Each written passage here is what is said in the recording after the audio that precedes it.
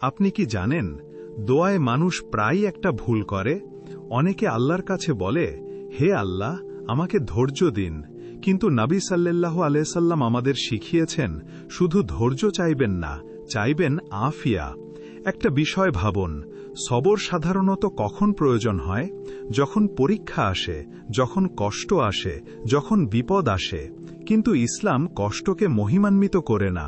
ইসলাম আমাদের শেখায় আল্লাহর কাছে নিরাপত্তা ও শান্তি চাইতে। এটাই হলো আফিয়া।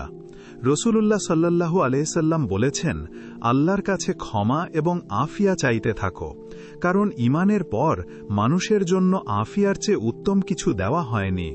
আল্লাহুম্মা ইন্নী আসআলুকাল আফওয়া ওয়াল আফিয়া। হে আল্লাহ, আমি আপনার কাছে ক্ষমা এবং নিরাপত্তা, আফিয়া প্রার্থনা করছি। আপনি যদি সবর চান, তাহলে হয়তো পরীক্ষা আসবে, কিন্তু আপনি যদি আফিয়া চান, আপনি আল্লাহর কাছে চাইছেন রহমত, নিরাপত্তা এবং শান্তি। এই কারণেই নবী সাল্লাল্লাহু আলাইহি সাল্লাম বেশি করে আফিয়ার দোয়া করতেন।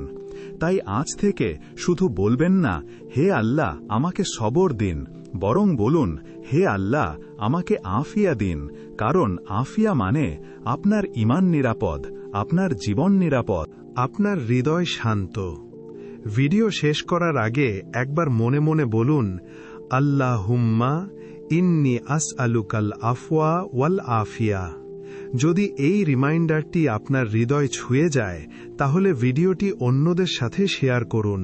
হয়তো আপনার একটি শেয়ার কারো হৃদয়কে আল্লাহর দিকে ফিরিয়ে আনতে পারে।